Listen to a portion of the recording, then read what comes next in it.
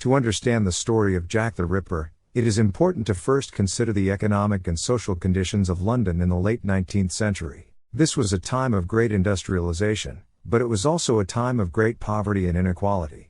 Many people migrated to London in search of work, and the city's population grew rapidly as a result. However, this growth was not accompanied by adequate housing or infrastructure, and many people were forced to live in slums and tenements in the city's poorest neighborhoods. The area known as Whitechapel, where the Jack the Ripper murders occurred, was one of the poorest and most overcrowded neighborhoods in London at the time. It was home to many immigrants, particularly from Eastern Europe, who came to London seeking work and a better life. However, they often found themselves living in squalid conditions, with poor sanitation, little access to health care, and few job opportunities. Many turned to prostitution as a means of survival, as it was often the only way to earn enough money to pay for basic necessities like food and shelter. The police force in London was also struggling at the time. There were only a limited number of police officers, and they were responsible for maintaining law and order across a city with a rapidly growing population. This made it difficult for them to keep up with the rising levels of crime, particularly in the poorest neighborhoods like Whitechapel. Against this backdrop of poverty, inequality, and social unrest, the Jack the Ripper murders would come to symbolize the darkest aspects of Victorian society. They would expose the brutality of life in London's poorest neighborhoods and the inadequacy of the city's institutions to protect its most vulnerable citizens. Between August and November 1888, a series of gruesome murders were committed in the Whitechapel district of London. These murders would come to be known as the work of Jack the Ripper. The victims were all women who lived and worked in the area, and they were all attacked at night while walking alone. Each victim was mutilated in a different way, and the killer appeared to have a particular fascination with the removal of organs. The first victim, Marion Nichols, was found dead on the morning of August 31, 1888. Her body was found in a narrow street called Bucks Row. Her throat had been cut twice, and she had several other injuries to her abdomen and genitals. The second victim, Annie Chapman, was found dead on the morning of September 8, 1888. Her body was discovered in the backyard of a lodging house on Hanbury Street. Her throat had been cut, and her abdomen had been opened up and her intestines were pulled out. The third victim, Elizabeth Stride, was found dead on the evening of September 30, 1888. Her body was found in Dutfield's Yard, off Burner Street. Her throat had been cut, but her body was not mutilated in the same way as the previous victims. It is believed that the killer may have been interrupted before he could finish his work. Later that same night, the fourth victim, Catherine Eddowes, was found dead in Mitre Square. Her throat had been cut, and her body had been mutilated in a way that was similar to the first two victims. The final victim, Mary Jane Kelly, was found dead on the morning of November 9, 1888. Her body was discovered in her small room on Dorset Street. Her throat had been cut, and her body had been mutilated in a way that was even more severe than the previous victims. It is believed that the killer had more time to work on her body because she was killed inside her room. The investigation into the Whitechapel murders, led by Inspector Frederick Aberline of Scotland Yard, was one of the largest investigations in British history at the time. From the beginning, police suspected that the murders were all committed by the same person, who they would later come to know as Jack the Ripper. However, the police faced significant challenges in identifying the killer, due in part to the limited forensic technology available at the time. The police investigation of each case involved interviewing witnesses and gathering evidence from the crime scenes. In the case of the first victim, Marion Nichols, the police found a piece of muslin fabric near her body, which they believed may have come from the killer's clothing. They also noted that the killer had removed Nichols' uterus, leading them to believe that the killer may have had some anatomical knowledge. The police had few leads in this case, and no suspects were identified. In the case of the second victim, Annie Chapman, the police found a piece of apron near her body that contained what appeared to be blood and fecal matter. They also found a small piece of gold chain near the body that they believed may have belonged to the killer. The police interviewed several witnesses in this case, but none were able to provide any useful information. The police did have a suspect in this case, a man named John Pizer, who had a history of violent behavior towards women. However, he was eventually cleared of any involvement in the murders. In the case of the third victim, Elizabeth Stride, the police had a potentially useful witness, a man who claimed to have seen a man with a woman matching Stride's description on the night of her murder. However, the witness was unable to provide a detailed description of the man. The police also found a piece of apron near the body that they believed may have belonged to the killer. In this case, the police had several suspects, including a man named Israel Schwartz, who claimed to have seen the killer and provided a description. However, this lead proved to be a dead end. In the case of the fourth victim, Catherine Eddowes, the police found a piece of apron near her body that contained what appeared to be blood and fecal matter. They also found a piece of Eddowes' apron in a nearby doorway, which they believed may have been used by the killer to wipe his hands. The police also found a message written in chalk on a nearby wall that read, "The Jews are the men that will not be blamed for nothing." This message was later erased, and its meaning remains a subject of debate among historians. In this case, the police had several suspects, including a man named George Hutchinson, who claimed to have seen the killer and provided a detailed description. However, this lead also proved to be a dead end. In the case of the final victim, Mary Jane Kelly, the police found a piece of bloody cloth near the body that they believed may have come from the killer's clothing. They also found a message written in chalk on a nearby wall that read, "The devil's work done."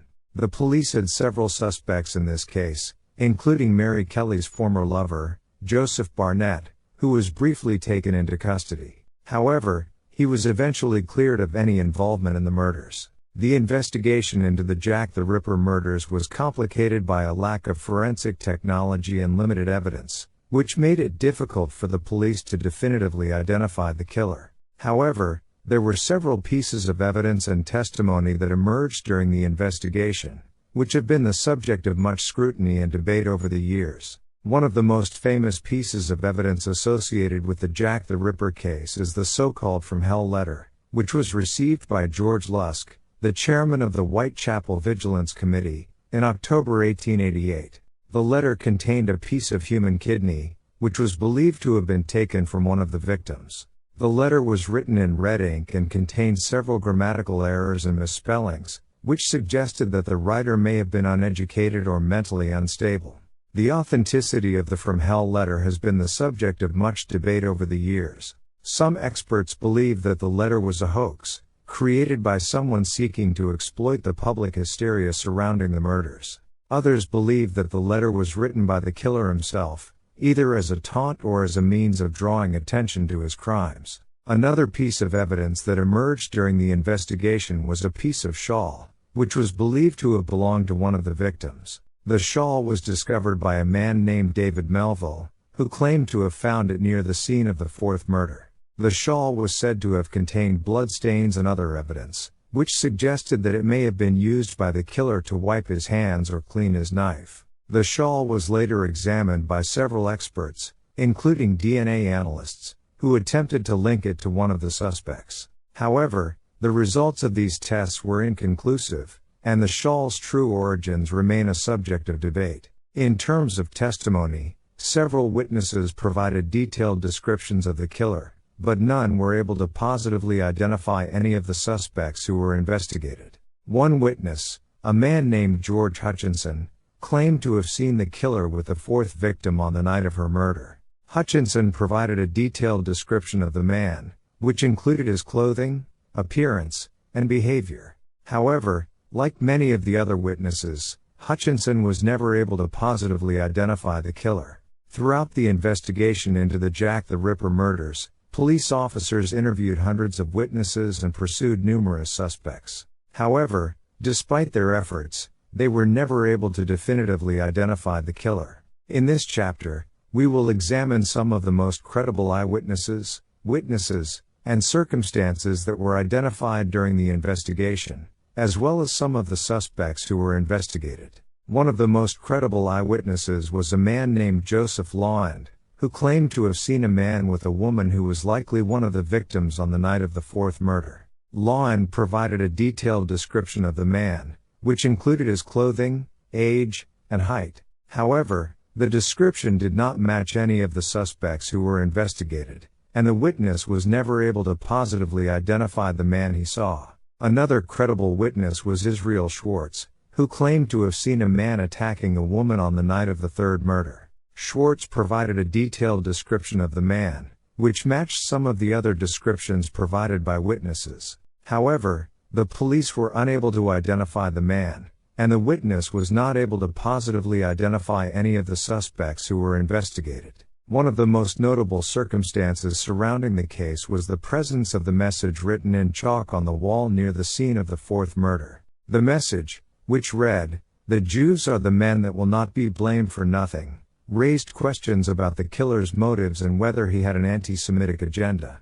However, the police were unable to determine who wrote the message, and its meaning remains a subject of debate among historians. In terms of suspects, the police investigated numerous individuals who were believed to have had some connection to the murders. One of the most infamous suspects was a man named Montague John Druitt, who was a barrister and teacher. Druitt was believed to have committed suicide shortly after the last murder, and his family believed that he may have been the killer. However, there is little evidence to support this theory, and Druitt was not definitively identified as a suspect. Another suspect was a man named Aaron Kosminski, who was a Polish Jew and a patient at a mental hospital. Kosminski was identified as a suspect by one of the police officers involved in the investigation, who claimed to have seen him acting suspiciously near the scene of one of the murders. However, there is little concrete evidence to support this theory, and Kosminski was never charged with any crimes. There have been various conspiracy theories over the years that suggest that members of the British royal family may have been involved in the Jack the Ripper murders.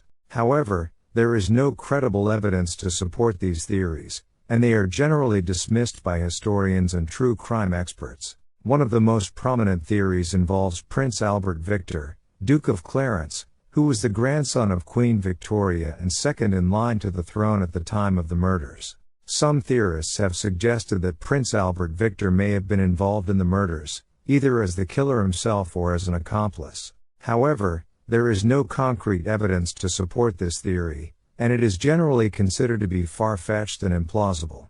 Jack the Ripper case remains one of the most infamous unsolved mysteries in history. In the late 19th century, a series of gruesome murders occurred in London's Whitechapel district, where the killer, targeting women who lived and worked in the area, attacked them at night and mutilated their bodies. Despite an extensive investigation that involved interviewing numerous witnesses and investigating hundreds of suspects, the killer was never definitively identified. Evidence and testimony associated with the case, such as the From Hell letter and witness descriptions of the killer, have been the subject of much scrutiny and debate over the years. At present, the case remains one of the most enduring unsolved mysteries in history.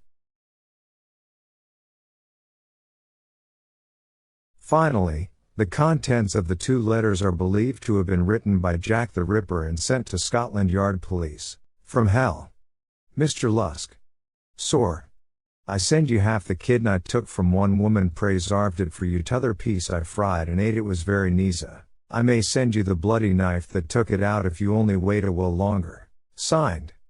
Catch me when you can, Mr. Lusk. Another letter that is associated with the Jack the Ripper case is the Dear Boss letter, which was received by the Central News Agency in September 1888. The letter was believed to have been written by the killer himself, and it contained several clues and taunts related to the murders. Here is the text of the Dear Boss letter. Dear Boss. I keep on hearing the police have caught me, but they won't fix me just yet. I have laughed when they look so clever and talk about being on the right track. That joke about leather apron gave me real fits. I am down on whores and I shan't quit ripping them till I do get buckled. Grand work the last job was. I gave the lady no time to squeal. How can they catch me now? I love my work and want to start again. You will soon hear of me with my funny little games. I saved some of the proper red stuff in a ginger beer bottle over the last job to write with, but it went thick like glue and I can't use it. Red ink is fit enough, I hope, ha. Ha.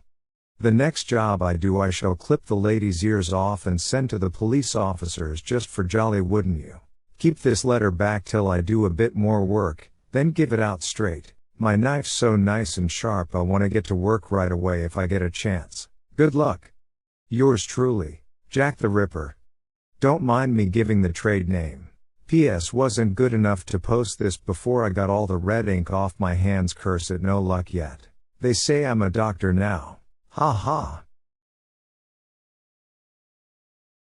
That's all for this story. See you in the next episode. Have a good day.